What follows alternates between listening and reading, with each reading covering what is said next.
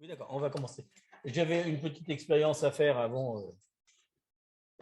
Est-ce que vous croyez qu'on peut fermer ses yeux et chacun de vous indique où est le nord? Comme ça, sans réfléchir. Ferme tes yeux, où est le nord? Allez. Où est le nord? Ah, Henri, t'as triché. Le nord. Ouais, c'est ça. Ouais. Le sens de l'orientation. Le nord, pour vous dire, c'est là. Le gars, il y a rose, va passer là-bas. Et pourquoi? Parce qu'on a besoin de la parole de Dieu, c'est un peu comme ça, on a besoin d'être redirectionné. Aujourd'hui, on va faire un espèce de redirectionnement des choses. On pense qu'on va dans le bon sens, mais en fait, on y va les yeux fermés. Aujourd'hui, on va essayer de vous faire deviner sur quoi on va parler. On va faire on va faire un redirectionnement de nos vies aujourd'hui. On redirectionne nos vies. Et je me posais cette nuit ce matin la question, Dieu me disait ça en tout cas. Quelle est la dernière fois qu'on a fait un espèce de point sur nos vies? Où est-ce qu'on va? Où cours-je? Où cours-je? Dans quelle étagère? Où est-ce que je vais, quoi? Quelle est ma direction? Est-ce que je suis vraiment dans la direction? On me rappelle que le Nord, c'est la direction où le Père habite. Et c'est un peu, tu sais, c'est un peu comme témoignage personnel. C'est un peu comme le Tartre. Tu sais, le Tartre, c'est tous les jours un petit peu, tu ne te rends pas compte. Ça se dépose un petit peu tranquillement sur les dents, jusqu'à ce que tu sens tellement mauvais avec la bouche que tout le monde t'évite, plus personne ne veut te parler. Il faut parler fort. Tout le monde ne veut plus te parler, etc. Donc, c'est un truc, c'est-à-dire qu'il y a un moment, il faut faire le détartrage parce qu'on sent mauvais dans nos bouches. Ce qu'on dit commence à sentir pas bon. Et je pense que c'est un peu un truc comme ça. Est-ce que forcément, tous les jours, on a un petit peu plus de préoccupations du monde, un petit peu plus de nos préoccupations personnelles, de famille, de finances, etc. Où on finit aussi par se reposer aussi sur ses lauriers. On pense que la parole de Dieu, on la connaît bien. Quand on va en Israël, on se dit, oh, on ne connaît pas la parole de Dieu. Parce que quand on dit, c'est un livre écrit par des juifs pour des juifs. Avec que des gens juifs, tu dis, waouh. Quand tu commences à voir ça, peut-être on a fait une espèce de couche sur nos dents spirituelles, je vois. Une espèce de couche de tarte. Et aujourd'hui, on voudrait bien un petit peu détartrer nos pensées. D'ailleurs, c'était le début de la prière qu'on avait mis. Devant toi, Esprit Saint, je me vide de mes propres concepts, paradigmes, de mes arguments aussi, et j'ouvre mon cœur pour écouter ta parole, pour avoir des fruits de vie et d'espérance. C'est joli. Et donc, est-ce que vous avez une idée qu'il y a un moment où Jésus va faire ça? Il va dire à ses disciples, bon, maintenant c'est bon, on a assez marché ensemble, on va faire une espèce de point de stop.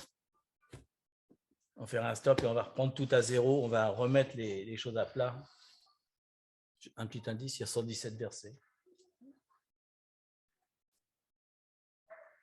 117 versets, il y a 8 points principaux et c'est en hauteur. Comment? Il y a 8 points principaux et c'est en hauteur. Sur la montagne? Oui, sur la montagne.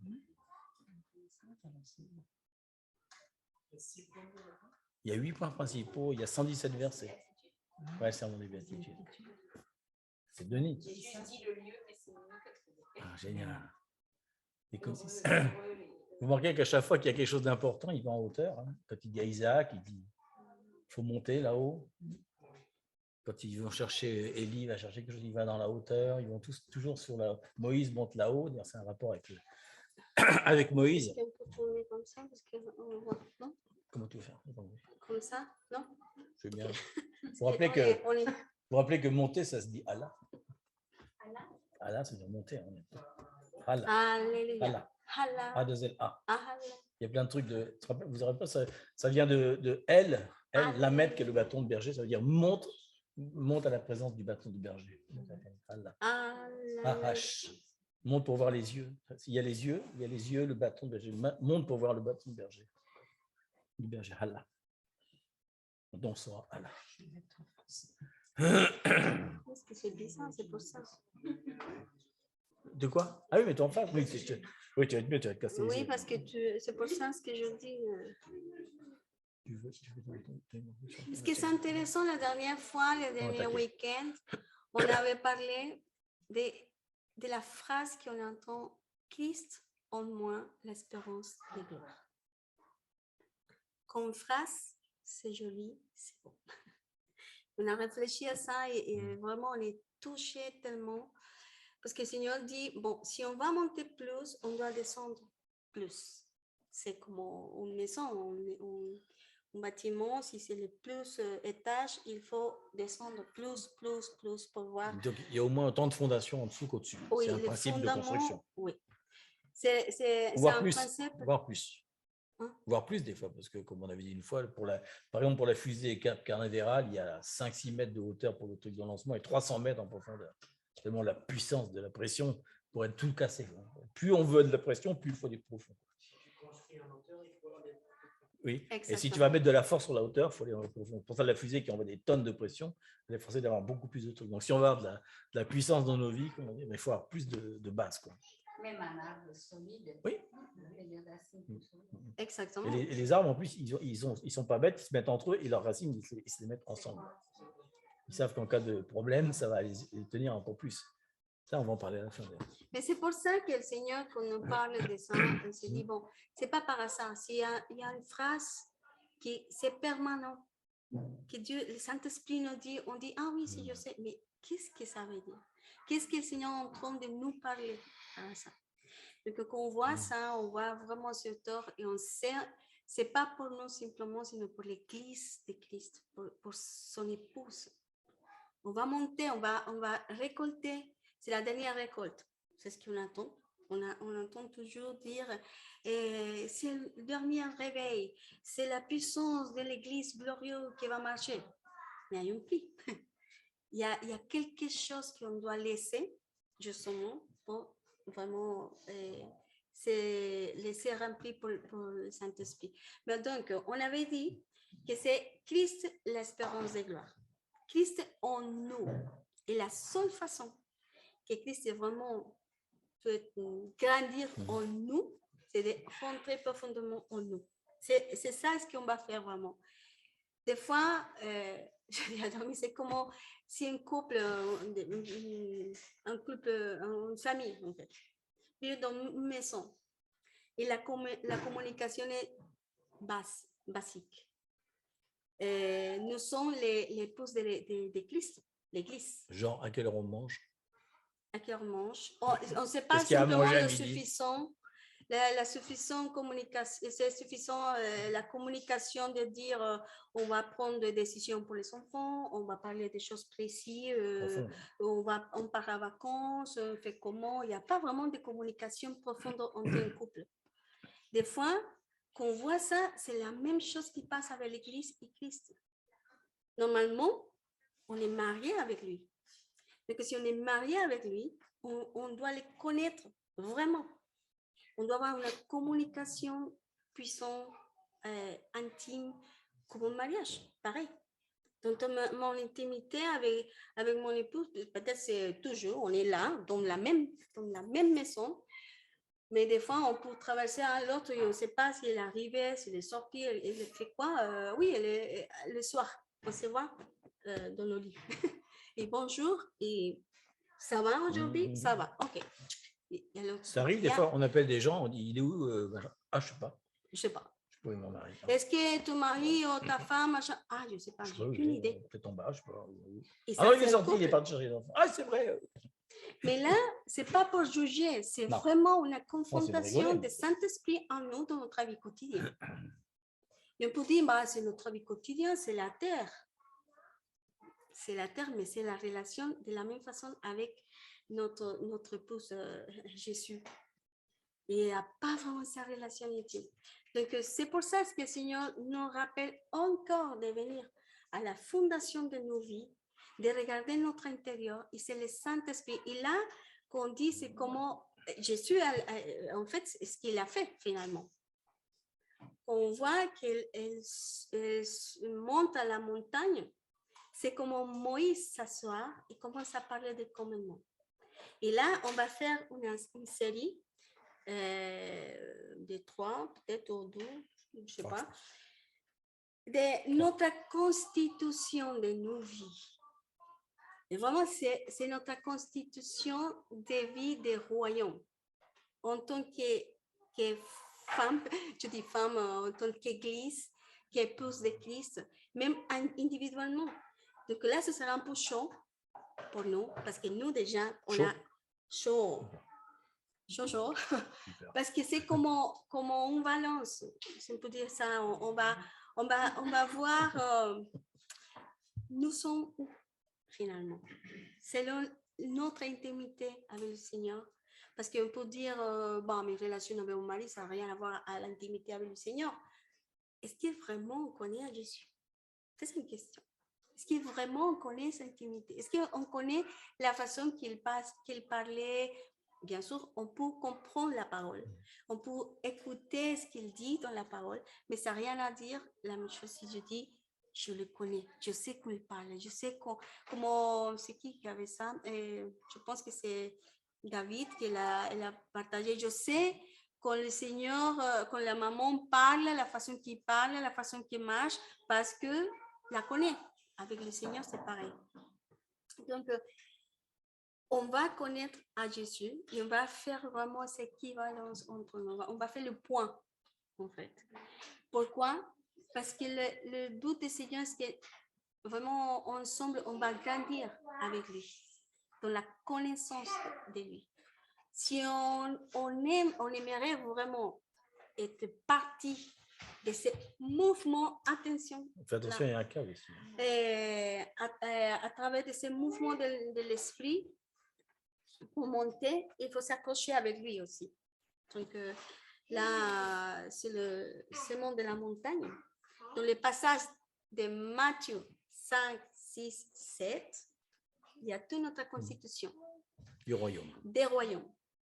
Mais là, le message vraiment de Jésus, c'est intéressant parce que le message, en fait, ce n'est pas vraiment pour tous les gens.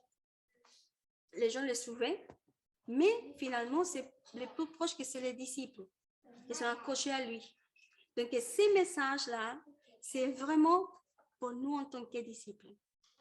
Si nous sommes vraiment, si on voulait. Mais c'est vraiment ces messages, c'est un style de vie. C'est le style de vie que Jésus a partagé à ses disciples. C'est les clés que Jésus même a données pour dire, regarde comment je vis. Mais ce n'est pas pour juger, ce n'est pas un jugement, c'est simplement un point de passer ou de traverser le feu de Saint-Esprit à travers de chaque parole et de dire, Seigneur, vraiment, je ouvre mon cœur. Je laisse mes arguments devant toi parce qu'on peut avoir plusieurs arguments devant lui pour m'excuser, pour dire parce que, mais on ne peut pas oublier qu'il y a la grâce du Seigneur. J'ai entendu quelqu'un dire que quand on fait le passage justement à Israël, ils sont arrivés à la montagne c'est le monde des montagnes. Olivier. Hein? Avec des oliviers. Oui, donc Jésus, il prêchait justement, partageait les sermons, les discours de la montagne. Il a dit, oui, parce que les messianes, il est juif, il a dit, il reconnaît vraiment à Jésus comme prophète, pas comme le Fils de Dieu. Il a dit, ah oui, Jésus, il a laissé tous ces passages, il a laissé vraiment un point haut pour nous tous, parce que personne ne peut vraiment accomplir. C'est un juif non messianique. Oui, et oui, c'est vrai. Mais le problème, c'est qu'il ne connaît pas Messie, nous aussi. Donc, il y a la grâce, il y a la grâce pour le faire et aussi le Saint-Esprit qui nous aide. Voilà. Donc, c'est pour ça que nous concentrons vraiment en Christ. On va juste faire le 1 aujourd'hui, c'est bien. Oui. C'est important aussi, ce qu'elle disait tout à l'heure, on parlait de...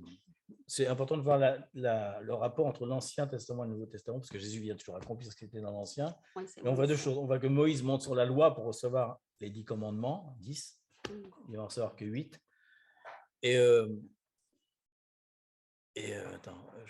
oui, le truc qu'on voit, c'est que les deux montent sur la montagne. Il y en a un qui va donner les 10 commandements. Vous avez remarqué que les 10 commandements, c'est ce qu'il ne faut pas faire. Tu ne feras pas, tu ne feras pas, tu ne feras pas. Ce sont que des choses négatives. Et Jésus va donner 8 choses qu'il faut faire. Tu feras ça, tu feras ça, tu feras ça, tu feras ça. Pour être heureux. Alors que dans Moïse, il dit tu ne feras pas, tu ne feras pas, tu ne feras pas. On voit déjà la différence. Et c'est pour ça qu'il y a deux versets en fait, qui parlent de ça, parce qu'il y a aussi Luc 6,20 qui fait référence aussi. On voit une grosse différence entre les deux. Puisque justement, le premier dit, on peut le lire, heureux les pauvres en esprit, car le royaume des cieux est à eux. Il y a une version de Louis II 21 qui est pas mal, qui dit aussi, heureux ceux qui reconnaissent leur pauvreté spirituelle, car le royaume des cieux leur appartient. Et on voit une autre version, et c'est important de le savoir, parce que dans Luc 6,20, il dit alors, Jésus levant les yeux sur ses disciples, donc là on sait bien qu'il ne s'adresse pas à la foule, mais bien à ses disciples. Donc il est bien en train de dire à nous aujourd'hui, vous en tant que disciples, voilà ce que vous devez accomplir dans vos vies, alors qu'avant Moïse parle à tout le peuple. Donc c'est pour ça qu'il leur donne des choses plus générales. Il dit alors Jésus levant les yeux sur ses disciples, dit heureux vous qui êtes pauvres, car le royaume des cieux est à vous. Vous avez remarqué qu'il ne dit pas pauvre en esprit à ce moment-là. Il ne dit pas pauvre en esprit, il dit vous qui êtes pauvres. Et on pourrait penser qu'il y a une opposition, on va voir qu'il n'y a pas d'opposition, il y a au contraire une relation qui fait qu'on voit comment l'Ancien Testament, la pauvreté de l'Ancien Testament et la pauvreté du Nouveau Testament, il y a un rapport entre les deux. Ce qu'on va faire après. Donc déjà, j'ai vu comme toujours, c'est toujours intéressant de voir les mots, puisqu'on appelle ça le sermon des béatitudes. C'est bon, parce qu'en béatitude, en français, ça fait béatitude, c'est bizarre. C'est toujours bizarre, comment ils appellent ça. Bref. Mais le mot en grec, donc c'est makarios, qui veut dire béni ou heureux. Donc on voit qu'en fait, le heureux, c'est un bonheur intérieur et c'est pas vraiment. En fait, c'est reconnaître ce qui est bon dans la vie d'une personne, la façon où il avance, donc où il est béni, donc où il avance. Et ça vient de Makar, qui veut dire le bonheur, en fait. Mais moi, ce qui m'interpelle, c'est que forcément, nous, on lit le truc en grec, comme on le disait tout à l'heure, c'est un livre hébreu. Donc, je ne vois pas Jésus en train de parler en grec à ses disciples, en plus, qui sont tous juifs, quoi. Parce qu'encore, il y aurait des non-grecs qui diraient OK. Donc, c'est intéressant de voir ce que dit l'Ancien Testament quand on est en araméen ou en hébreu. Ça, c'est le même mot d'ailleurs. Et c'est le mot Esher. Esher, ça veut dire heureux, béni. C'est le même mot. Hein. Sauf que le mot Esher, ça vient de Achar. Alors, c'est très intéressant parce que ça veut dire être heureux et être béni, mais ça veut dire avancer, faire des progrès, aller droit, marcher, continuer à marcher. C'est marrant parce que la définition, on voit que d'un seul coup, le concept d'être heureux ou béni, c'est de marcher droit, de faire des progrès, d'avancer dans sa vie. Okay. Ça donne déjà un autre truc. On dit heureux ceux qui font ça. Tu dis, heureux les pauvres en esprit, c'est-à-dire que ceux qui sont pauvres en esprit, ils vont être heureux, ils vont marcher, avancer, faire des progrès. Donc c'est intéressant toujours de voir le mot qui a été dit en hébreu, parce que si on reste sur le texte grec, on n'a pas ce sens-là qui est caché dedans, en fait. Et Jésus, c'est évident qu'il ne parle pas en grec. Je ne pense pas que Jésus ait jamais parlé en grec. Je ne crois pas. En égyptien, il savait parler en égyptien, mais pas en grec. Il a dit un moment. Et donc, le mot pauvre, alors c'est pareil en hébreu, en grec, ça veut dire pauvre nécessiteux, bien sûr. Ça veut dire, en fait, ça veut dire celui qui est... On ne connaît pas ça maintenant parce qu'il y a toutes les aides de l'État. Mais à l'époque, être pauvre et nécessiteux, ça veut dire réduit à la mendicité, qui demande l'aumône, qui est affligé, qui doit demander aux autres. Il n'est pas là, bien sûr, quelqu'un qui est pauvre, en règle générale, il reçoit toutes les aides de l'État, etc. Donc, il ne va pas faire la manche dans la rue, sauf exception, quoi. Mais là, pour eux, être pauvre, il n'y avait pas le choix. Tu es pauvre, tu n'as pas de travail, tu ne peux pas manger, tu dois forcément dépendre des autres. Donc, on voit déjà quand il dit pauvre en esprit, c'est-à-dire qu'on doit demander, quoi. On a une nécessité, si on meurt, quoi. C'est intéressant, c'est-à-dire que si on prend du niveau spirituel, c'est-à-dire que si on n'est pas pauvre en esprit, on meurt, pas de faim, mais on meurt de faim spirituelle. Donc, c'est intéressant. Donc, esprit, bien sûr, c'est pneuma, donc on rappelle que ça veut dire esprit vent aussi. Et le royaume, donc c'est royaume, c'est basilaire, donc c'est le royaume où il y a un roi. C'est ça que ça veut dire, l'autorité ou le royaume qui a un roi. Et des cieux, c'est les cieux, l'étendue du ciel, tout ce qui est visible. Donc tu peux m'interrompre quand tu veux. Hein. Parce que c'est intéressant de voir que la pauvreté spirituelle, c'est la dépendance totale de nos vies. C'est pas négatif, quoi. Non. C'est pas au sens je suis pauvre en esprit, c'est pas négatif. Non. C'est au contraire, c'est la dépendance parce qu'en fait, on est pauvre. Même pour prier, pour adorer, on a besoin de la dépendance du Saint-Esprit qui nous guide pour louer. Donc, on dépend complètement de lui, en fait. Même parce que même la parole dit, elle nous donne le pouvoir. Pourquoi? si on est, je pense que c'est ce qu'on a parlé, la prière, c'est vraiment important. La prière, c'est justement ça. C'est la dépendance. On ne peut pas faire aucun truc sans demander à lui la permission, les guides. Avant, peut-être.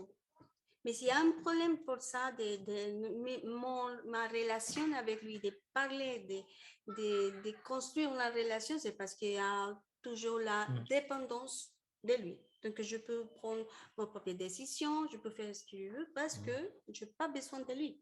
Mais même depuis le moment qu'on connaît à Jésus et son esprit vient, déjà, il faut qu'il nous commande. Donc, déjà, il faut rester avec lui. Donc, c'est une façon de tester notre vie de prière, par exemple. Est-ce qu'il est constant ou simplement qu'on est vraiment dans la nécessité Seigneur, nécessite. Maintenant, oui, maintenant, j'ai besoin de lui. Donc là, c'est partie de notre communication et notre intimité avec lui. Je besoin de mon mari quand j'ai besoin de quelque chose d'important. Après, je peux faire ce que je veux. Je sors, je fais, mais jamais je construis une communication avec lui. Ça, c'est une interrogation pour nous dans notre vie quotidienne. On peut être indépendant, même de lui. Donc, la façon, c'est de... Ça, tout ça, vraiment, quand on a lu tout ça, on s'est dit, Seigneur, vraiment, on est loin. Des fois, on s'est dit, c'est contre ce qu'on a appris, c'est contre la culture, comme on dit, c'est contre tout ce qu'on apprend. Mais c'est pour ça que c'est la clé. Et que Jésus il marchait dans ces façons. Il y a une façon de lui en tant que rabbi, parce que là, ça importe. C'est comment même Jésus a utilisé la stratégie pour partager à tout, parce que les rabbis aussi, les rabbins, enseignant quoi. En tant qu'enseignant. Rabbi, enseignant, maître. Ouais. Et c'est une façon, le Juif l'appelait halakha. Halakha, c'est dit, que ça signifie marcher. Donc, c'est une façon de marcher, marcher de vie quotidienne. Donc, c'est pour ça que même le Juif, en temps réel, il a dit, ben, c'est Jésus, il a marché, il parlait sur Moïse, la loi de Moïse. Mais c'est là la façon de nous dire, oui, c'est un commandement. Vous avez besoin de moi. Vous avez besoin. Oh, oui, merci. Donc, c'est justement l'intimité, elle rencontre une intimité. Je parle avec le Saint-Esprit tous les jours, c'est pour ça que je marche. Lui parle de Jésus. C'est son intimité, en fait, qu'il commence à parler. Et ce qu'on remarque aussi, parce qu'on n'a pas dit, il y a donc 8 béatitudes, si on peut dire, qui vont venir, de la plus simple à la plus compliquée, mais en même temps, la première, c'est la plus basique. Et on va voir que tout le monde écoute de la première. Dépendance. Et en 8, vous rappelez que c'est un nouveau commencement, et on voit que la 8e, justement, parle de la persécution, au moment où Jésus revient. Ce n'est pas pour rien qu'il y en a 7 et 8. Un chiffre important. Mais avant de ça, pardon, on va trouver dans tous les 3 chapitres 6 tentations et 5 activités des royaumes. Mais ça, c'est pour la prochaine enseignement. Oui, mais ça pour vous dire que vraiment c'est des clés pour nos vies. Parce qu'on va confronter la tentation, mais le Seigneur nous donne les clés comment sortir de là. Et pour voir l'esprit, j'ai une première image qui me venait tout à l'heure quand on parlait de ça. Je m'imagine justement, on voit ça souvent, des vieux monsieur qui ont 70 ans de ministère, qui ont 80 ans, et quand ils viennent à une prédication, ils sont là avec leur petit cahier, puis ils notent tout ce que le gars il dit. Il a toujours à apprendre. Il ne dit pas non, je connais déjà tout, je viens juste écouter. Non, c'est pas vrai ce que tu dis. Non. On est souvent surpris, on voit des gens comme Louis, par exemple, qui sont toujours dans la dépendance de l'esprit, jusqu'à la fin, parce que c'est aussi... On ne peut pas être dépendant au début de sa vie chrétienne, puis après, que ça remonte, etc. Et justement, elle parlait tout à l'heure on peut faire ce qu'on veut, etc.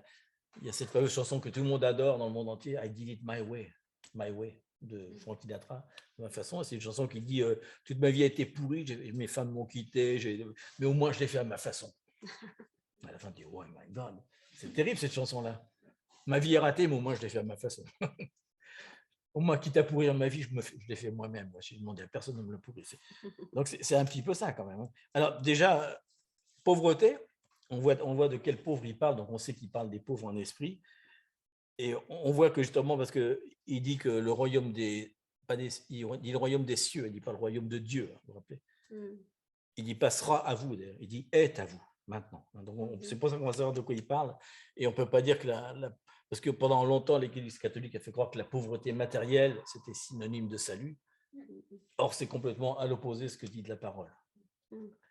Il dit quand même, il faut faire un contrebalancement à ça, mais il dit que la pauvreté matérielle n'est pas c'est pas ce qui va nous sauver, puisque la condition du salut, c'est d'accepter le Seigneur, de reconnaître dans son cœur, on va le citer éventuellement, mais ça, c'est la condition du salut, et c'est même pas par rapport aux œuvres non plus.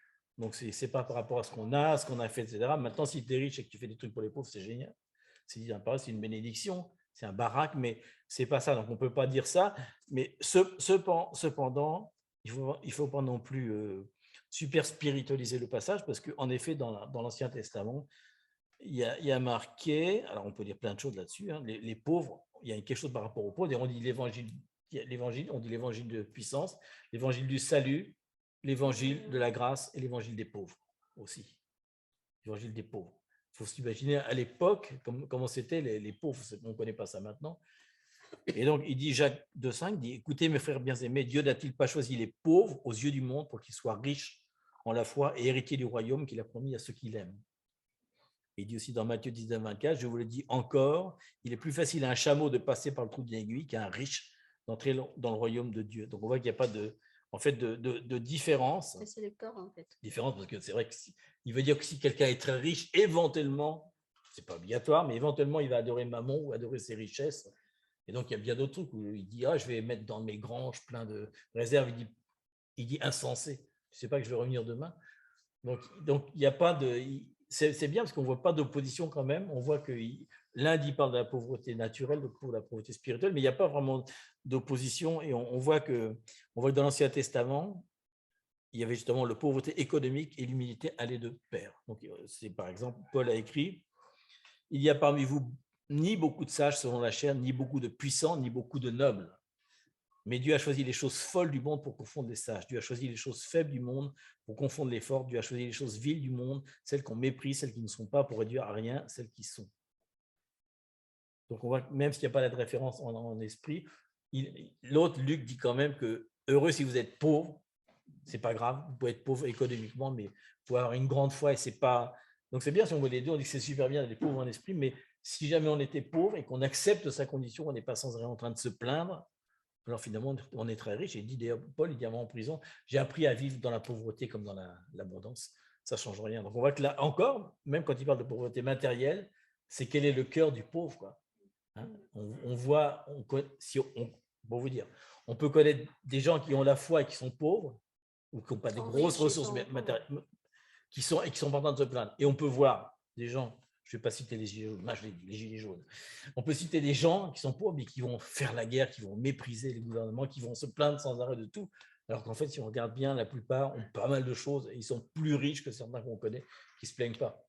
Donc, je veux dire, il y a quand même quelque chose aussi dans l'humilité et le fait d'accepter sa condition. Dieu revient vraiment pour les gens qui souffrent, pour ceux qui sont pauvres économiquement, mais aussi maintenant, si on a des richesses, enfin, qu'on vit comme nous de façon normale, c'est bien d'être pauvre en esprit parce que ça permet le spirituel est aussi très, très important. Donc, c'est important.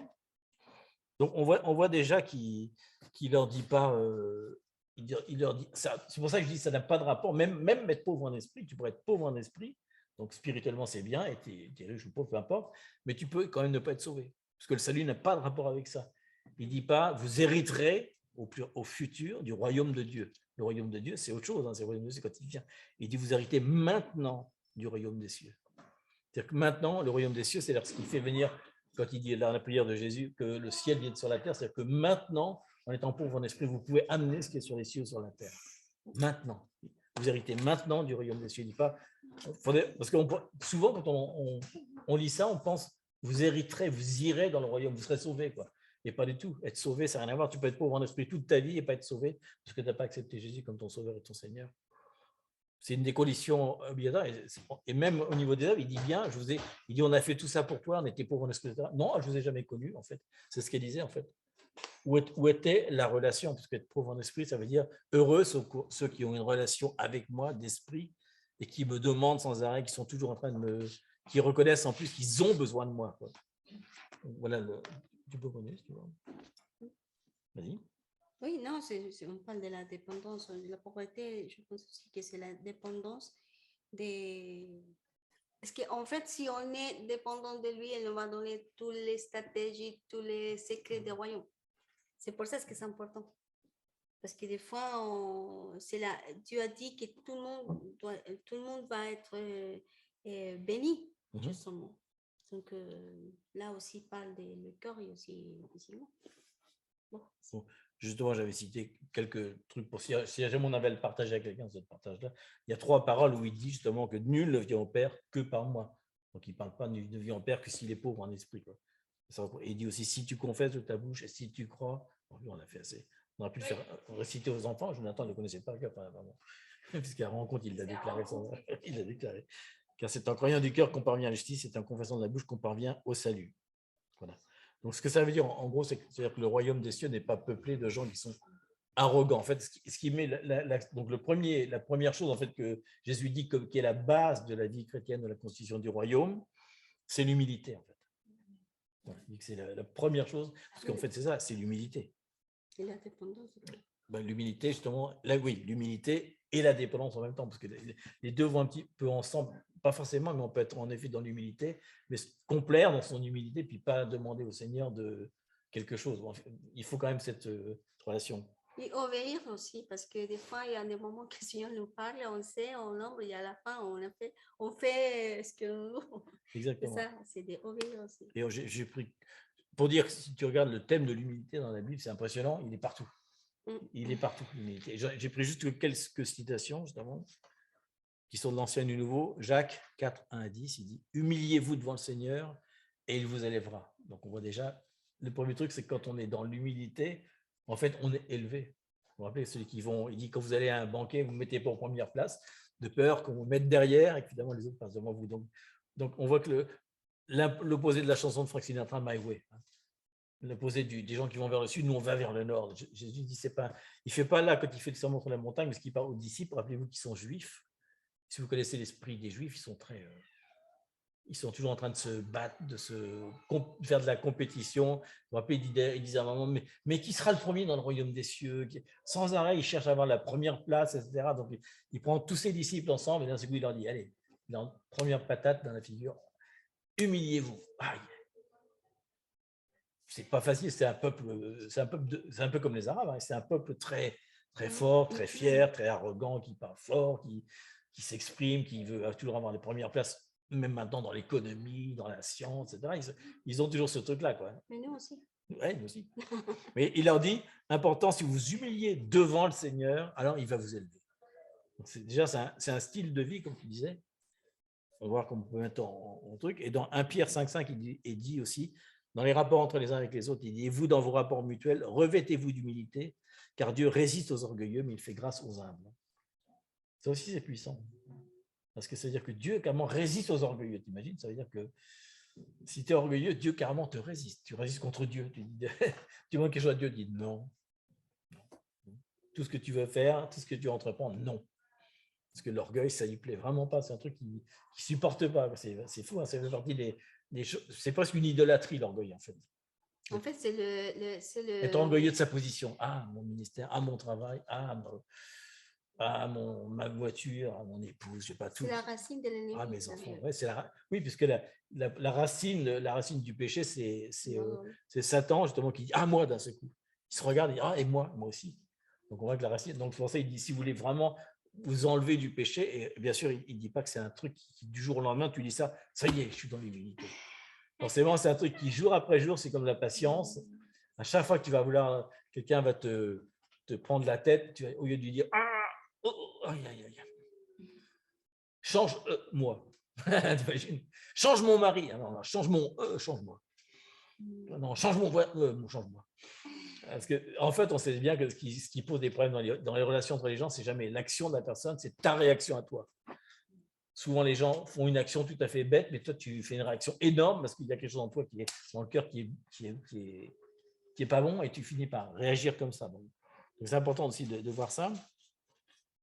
Et donc, Jésus dit d'ailleurs, si quelqu'un veut être le premier, il sera le dernier de tous et le serviteur de tous. Voilà.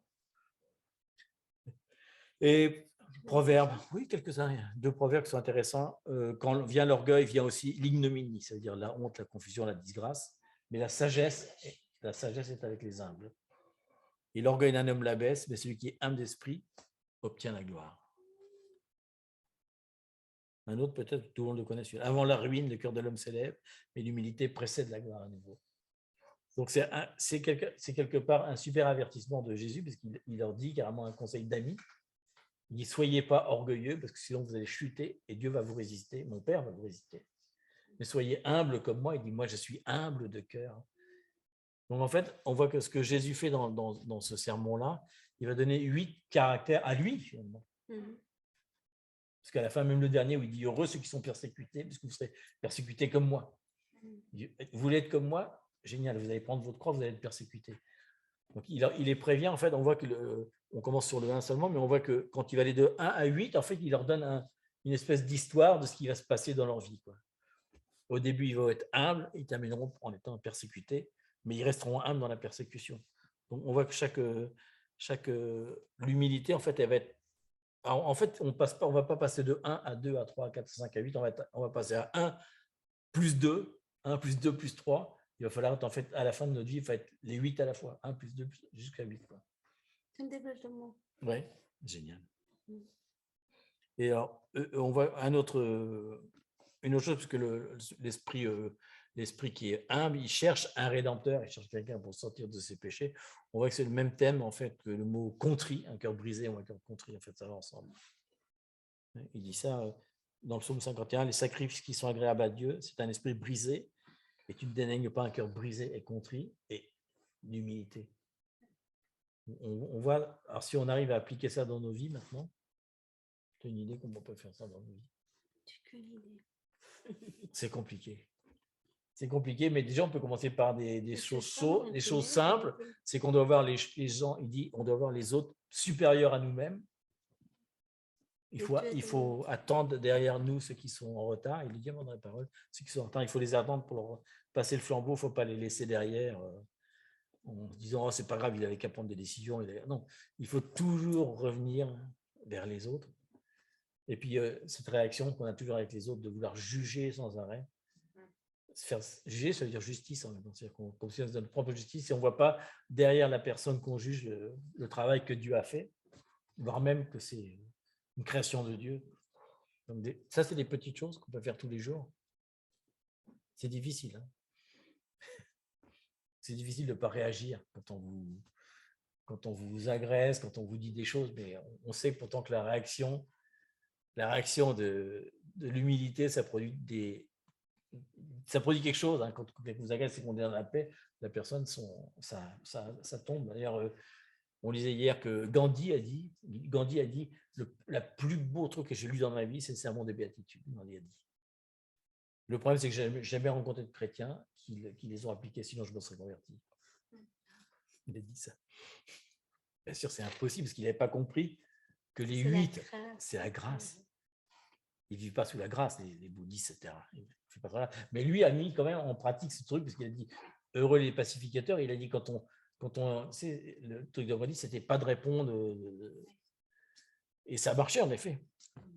Ça marchait, il avait plein de trucs, mais il n'avait pas pensé au reste de la grâce. Donc, et on sait que c'est une œuvre en constant progrès. Donc les 8, on va les atteindre peut-être à la fin de sa vie. Hein, comme la femme de Billy Graham qui a mis sur sa tombe travail fini. Quoi. On est toujours en processus, mais il y a un moment où on arrive au bout. Quand même. Mais jamais on arrivera, bien sûr, à appliquer les 8 à 100%, parce qu'il y a Jésus qui l'a fait, mais c'est un exemple à suivre. Quoi. Donc c'est bien de savoir que la grâce, elle se renouvelle de jour en jour.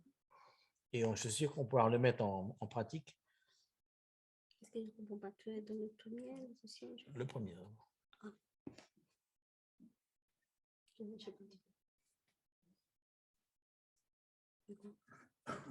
Parce que en fait, quand on dit là, Jésus a dit prends la croix et suive-moi. Et après dit nier à soi-même avant d'y aller. Je trouve une version qui est intéressante à propos de ce que tu dis. Dit nier à soi-même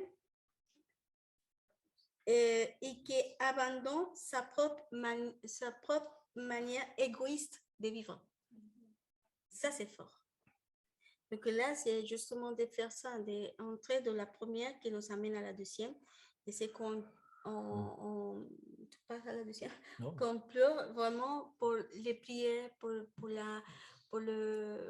soins des autres, pour y aller plus loin. Et des fois, on dit, parce qu'avant, il dit, nous soyons vraiment on va gagner le royaume du ciel, mais après, il dit, nous recevons la consolation. Et la consolation, c'est après de justement connaître sa intimité, connaître sa humilité, de savoir que peu importe des choses injustes, il y a des choses dans nos vies que vivre un peu dans l'égoïsme. Heureux ceux qui pleurent parce qu'ils recevront la consolation. Oui. Alors, si on voit par rapport à Jésus, tu vas regarder Jésus quand il pleure pour les autres, jamais pour lui-même. Il pleure pour Jérusalem, qui n'a pas vu sa visitation, et il pleure pour Lazare, son ami. Jusqu'à aujourd'hui. Pas parce que Lazare est mort, parce qu'il va le résulter, mais il pleure pour le manque de foi des filles qui disent ah non. Ils n'ont tellement pas de foi en lui qu'ils disent oui, je sais, Seigneur, qu'il y a une résurrection à la fin des temps. Il dit non. La résurrection, c'est maintenant, c'est pas à la fin des temps, je vais le faire maintenant, tu vas voir. Et Dieu va se manifester, le royaume des cieux est descendu à ce moment-là. Il y a eu une consolation qui s'est passée, mais on voit que Jésus, quand il pleure, il ne pleure pas sur lui, quoi. À un moment, il est angoissé, parce qu'il dit, éloigne de moi la coupe amère, mais il pleure des larmes de sang. Mais là, c'est une réaction carrément de stress. Vous savez, quelqu'un qui est dans le stress énorme peut pleurer des larmes de sang. C'est impressionnant, les vaisseaux se rompent au point que tu as du sang qui coule par les yeux. Hein. C'est impressionnant, ça. Mais on ne voit pas qu'il est en train de pleurer sur son sang, parce qu'il dit, Seigneur, ça serait bien si ça pouvait être autrement, mais si ce n'est pas possible, je vais la boire, la coupe. Mais c'est pour ça, il dit, quand il dit heureux ceux qui pleurent, il ne dit pas ceux qui pleurent sur eux-mêmes, quoi. Sur leur passé, sur ce qu'ils ont fait, les erreurs. Ça veut dire qu'ils n'aient pas compris que Dieu a déjà tout racheté, que tous leurs péchés sont pardonnés, mais ils pleurent sur les autres, quoi. Ils pleurent pour les autres, ils ont de la compassion, de la miséricorde. Donc c'est ça que ça parle. C'est intéressant. Et pour pouvoir pleurer comme ça, il faut déjà être humble en esprit. À chaque fois, on voit que c'est un niveau. Premier niveau, c'est facile, humble, mais après, pleurer avec les autres aussi. Parce qu'il y a l'humilité, donc on m'amène à avoir de compassion pour les autres. Et on pleure vraiment pas vraiment qu'il fasse la volonté de Dieu, mais aussi qu'il trouve la voie et les joyeux de Dieu, en fait. La joie, pardon, de Dieu. La joie de Dieu et la compassion pour les amener vraiment à accomplir, à vivre le royaume de Dieu. On pourrait passer des heures sur ce thème-là, mais je pense que plus que de l'étudier, c'est de le vivre. Donc, on va voir comment on va faire cette semaine. On va se mettre jusqu'à la fois prochaine, on va soigner le troisième peut-être. Comment cette semaine, on pourrait essayer de prendre une décision dans nos vies.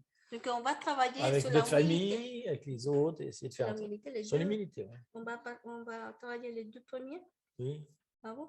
Non, le deuxième, on va le faire avec le 3. 2, 3. C'est juste pour citer. Éphésiens. Je ne comprends pas. Non, le 2, on le fera la prochaine fois. Ah bon, c'est 8. Donc, on s'arrête maintenant? Ah, ok. Mais on va travailler chaque point que le Seigneur nous parle. On va vraiment passer pour ces points, de nous réviser avec le Saint-Esprit du Seigneur. Oui. Je suis où? Donc, c'est ce qu'on a parlé aujourd'hui. Pour nous redirectionner. Quoi. Pour regarder vraiment combien il y a de sa puissance, de sa humilité, de sa compassion, de ses vraiment cœur, parce que là, on s'amène à l'autre. Donc, la humilité, le premier. L'humilité nous amène à la compassion. À la compassion, exactement, les deux. On va ensemble et vraiment on prie que le Seigneur travaille profondément notre cœur.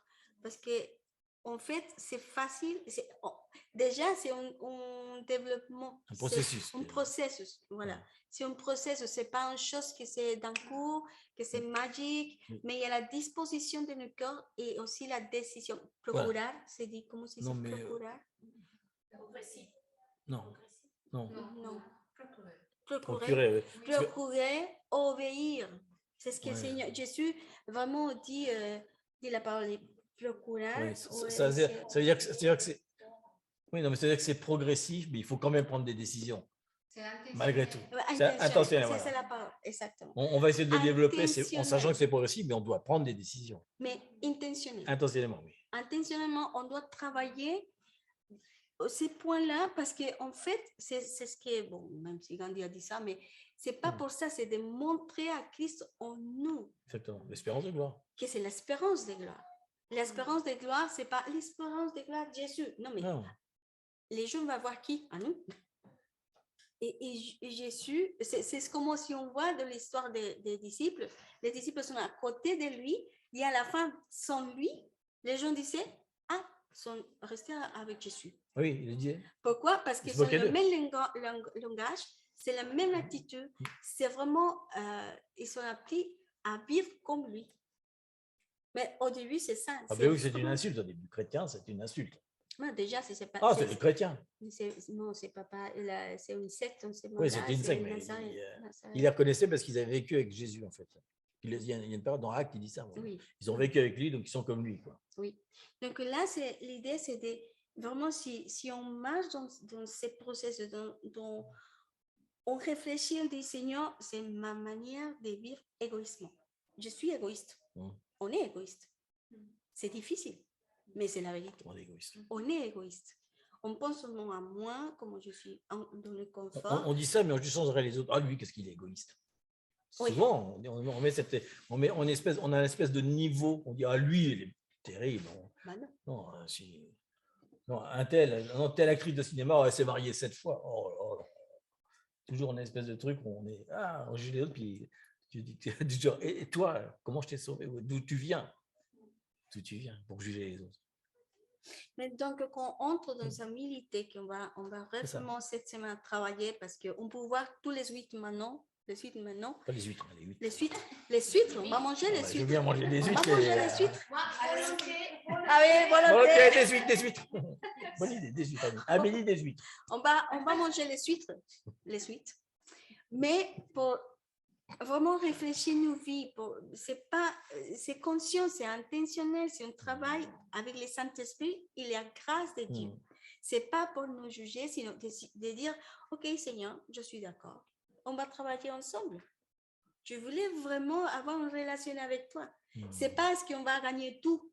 Non, mais il y a la disposition de mon corps.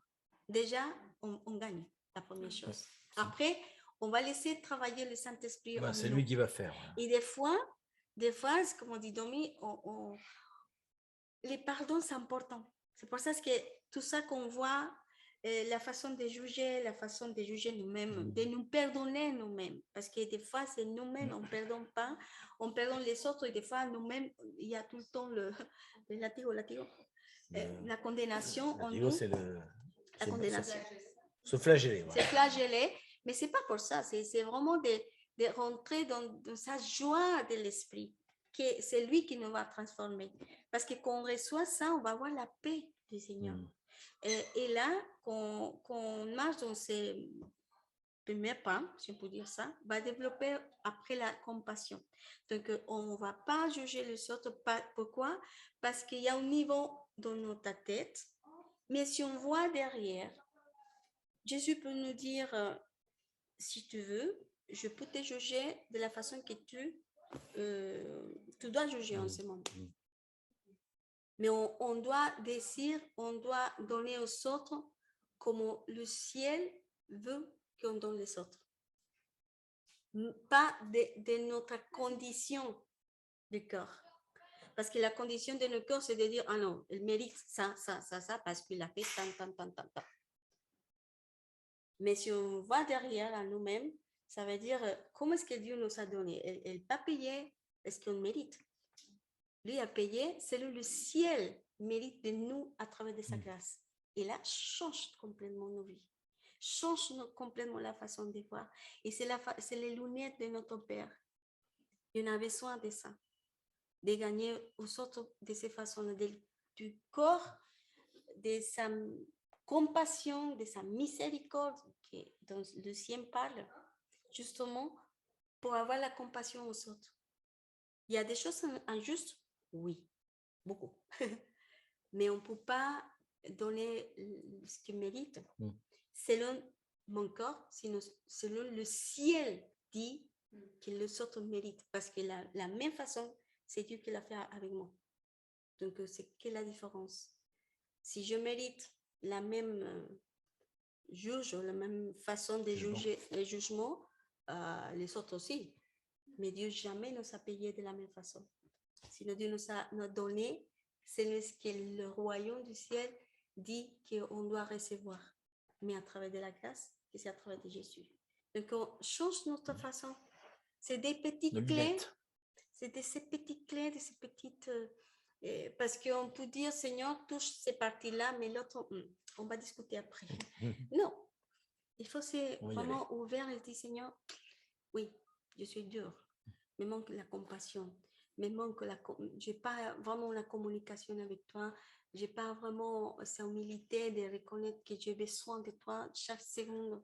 Parce que même pour y aller manger un pizza ou je ne sais pas, des choses qui sont pourries, on peut dire comme ça, pardon l'expression, que ça fait mal à mon corps. Mon corps. Mais que des fois, c'est ces petits détails, Seigneur. Je dois être conscient que je suis le temple de son esprit. Donc, des fois, on peut dire, ah, mais c'est exagéré, c'est tellement extrême. Donc, les huiles bombes, les pizzas, non. Non, je pas, c'est une façon de parler, mais... Il faut se flageoler, en plus. C'est une façon de parler, mais vous comprenez les détails. On peut dire, mais c'est extrême. Non, c'est pas extrême. Non. Si on voit, normal, on voit comment Jésus, elle a parlé, elle dit oui, non, parce qu'elle dépend toujours de la décision de papa. C'est comme si nous, on habitait avec nos parents, on doit demander la permission pour telle chose. C'est pareil avec notre papa. Il connaît, on se soumet, et on accepte. Et là, c'est de mourir.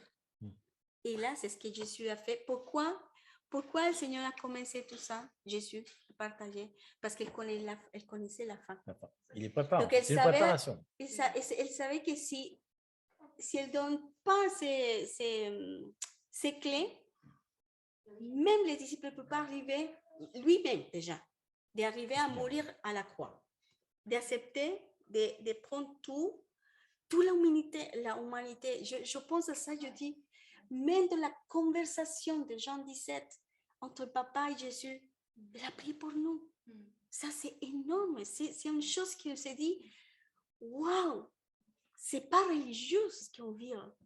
Et des fois, le système nous dit, oh, mais attends, c'est pas exagéré que tu fais comme ça. C'est une secte. C'est une secte, c'est quoi ça? Mais non, si on voit dans ces moments-là, cette conversation, si on comprend ces petites choses, on devient radical. Pardon, je dis radical. Radical, c'est revenir à la racine. Radical dans le sens pas religieux. Sinon, le radical dans le sens de joie parce qu'on connaît la fin.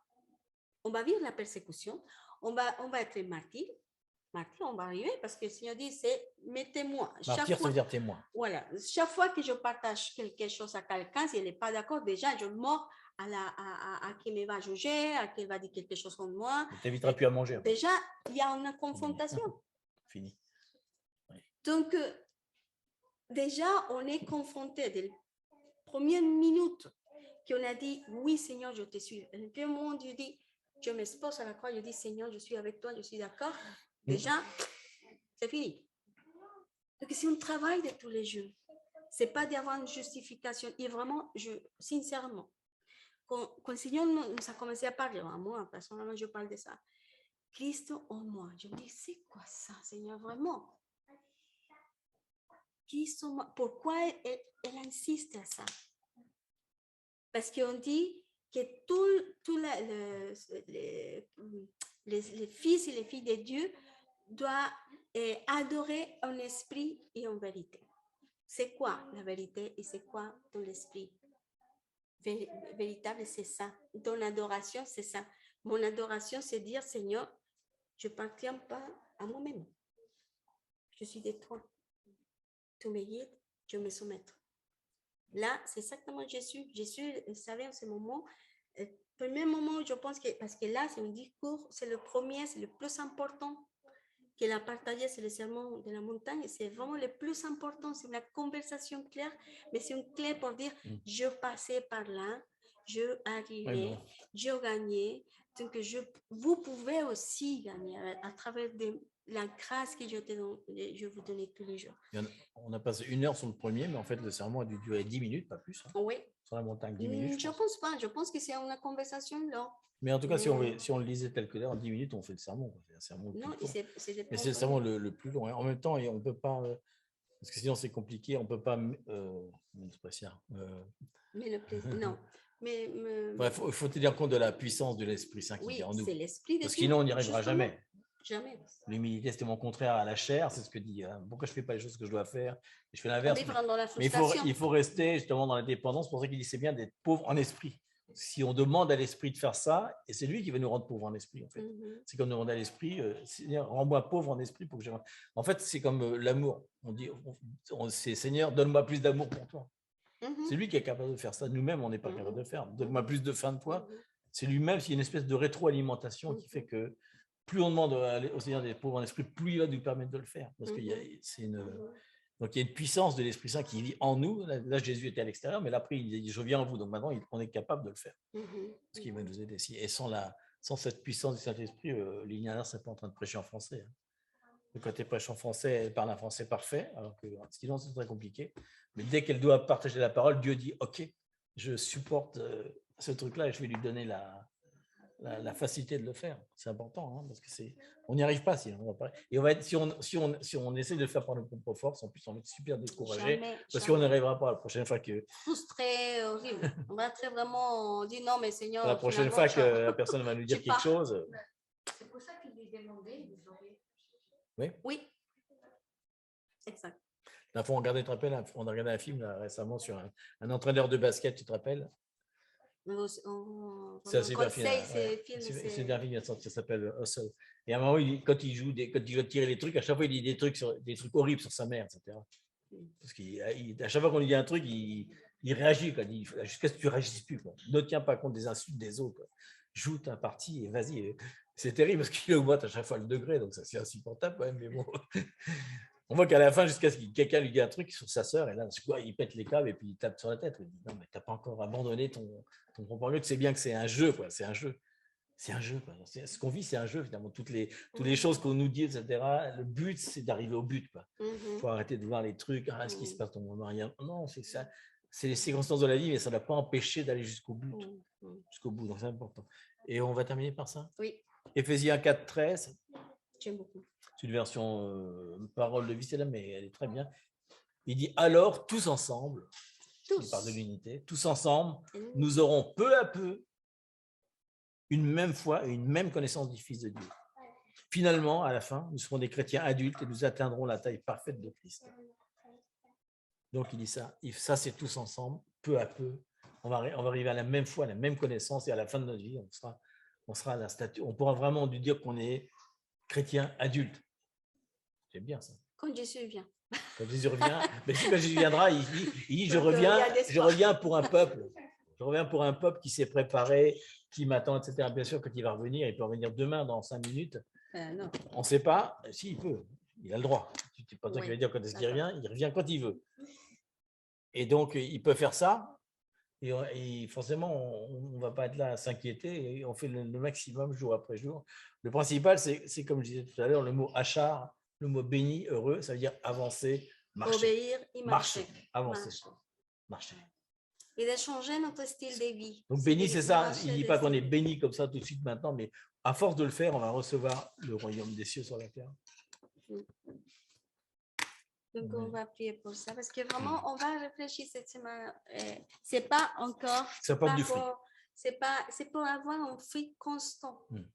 C'est pour avoir la victoire que Jésus a vécu, que c'est possible, parce qu'il était un homme. Elle n'est pas glorieux en ce moment-là, mais il avait le Saint-Esprit. Mais nous, plus, parce qu'il y a l'Esprit qui est glorieux, donc c'est plus. Et c'est de dire, Seigneur, je m'aligne, je mets mon cœur, parce que mon cœur, c'est... Même David a donné l'ordre à son âme d'adorer, de marcher, de s'aligner. Donc, même nous, on peut faire ça. S'il y a quelque chose, on peut dire, Seigneur, vraiment, non, aide-nous à marcher pour être la lumière. Parce que là, si on développe tout ça petit à petit, après, ce sera naturel pour nous, pour nos vies en tant que famille. Donc, merci Seigneur. Il y a aussi, je disais tout à l'heure, Dieu parle d'une manière ou d'une autre, on n'y prend pas garde. Et je regardais le micro, tu as vu comment il s'appelle? SE, Saint-Esprit. Et le truc, comment il s'appelle? Millennium. Le truc s'appelle Millennium, et là, c'est le Saint-Esprit. Si Dieu ne nous parle pas, hein, il est en rouge en plus, avec le sang de Christ. Mais non, c'est vrai, regarde. Je fais gaffe à ça. Attention, Domi. Le Seigneur, c'est pour toi. Dieu parle d'une manière ou d'une autre. Et on n'y prend pas garde. On n'y prend pas garde, Cyril. Là, tu l'entends. C'est bien. Alors, merci pour ta parole. En tout cas, c'est une parole vivante. Parce qu'elle n'était pas pour les disciples, elle est pour nous qui sommes tes disciples maintenant, Seigneur. Et on la prend, Seigneur, à bras le cœur, Seigneur, à bras le corps aussi, Seigneur. On la fait nôtre, Seigneur. On demande vraiment, Seigneur, de travailler l'humilité en nous, Seigneur. Et c'est dans l'humilité, d'ailleurs, qu'on vient de demander de travailler l'humilité en nous, Seigneur. Saint-Esprit, tu es tellement puissant, Seigneur. Et dans ces derniers temps, Seigneur, en fait, c'était les premiers temps de l'Église où il enseignait ça déjà à ses disciples. Et nous, c'est dans les derniers temps que tu nous renseignes la même chose, tu nous redis la même chose que ce que tu avais dit avant. La direction du Nord, elle ne change jamais. Elle n'a jamais changé. La direction du Nord, elle ne va jamais changer sur la terre, Seigneur. Tu nous diriges, Seigneur, dans cette direction, Seigneur, pour qu'on puisse partager, Seigneur, la foi, la connaissance, comme il a été dit, Seigneur, qu'on puisse arriver à la stature de toi, Seigneur, qu'on puisse vraiment pas seulement être comme toi, mais faire aussi comme toi, mais être comme toi, vraiment être, que l'essence même de nous-mêmes, ce soit ces paroles qu'on va recevoir, Seigneur. Merci, Seigneur, pour ta parole, Seigneur, qui nous nourrit, Seigneur. Amen.